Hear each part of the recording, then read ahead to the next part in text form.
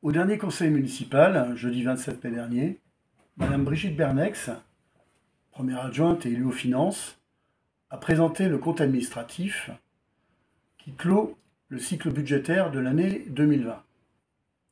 Cette présentation nous a révélé un bilan positif des dépenses et des recettes qui marque un signe encourageant pour notre mobilisation pour redresser les comptes pour notre ville. Nous avons traversé une année ô combien singulière avec une crise sanitaire et des dépenses imprévues que tu nous présenteras à l'instant, Brigitte, avec des éléments essentiels pour comprendre la situation.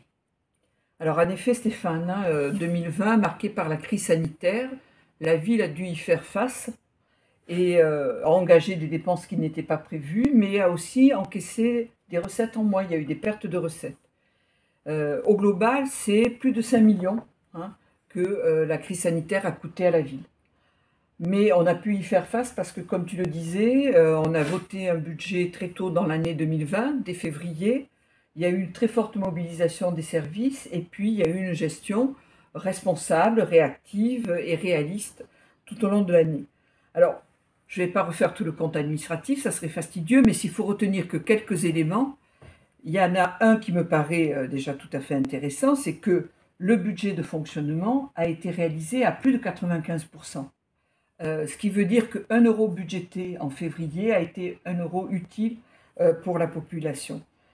Pour la première fois, les résultats sont positifs, tant en fonctionnement qu'en investissement. Et l'excédent de fonctionnement reste élevé à plus de 11 millions d'euros. Donc ça, c'est évidemment des éléments tout à fait intéressants. Le dernier élément tout à fait intéressant que je veux relever, c'est par rapport à la dette, la capacité de désendettement. Là où on était à plus de 22 ans en 2017, on est à moins de 6 ans à fin 2020.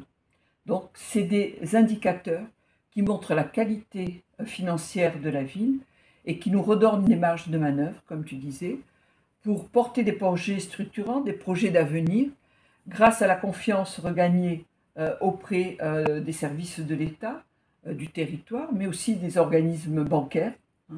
Et donc, ça nous permet effectivement d'engager sur la ville des projets dont certains ont été débattus au Conseil, tout à fait intéressants.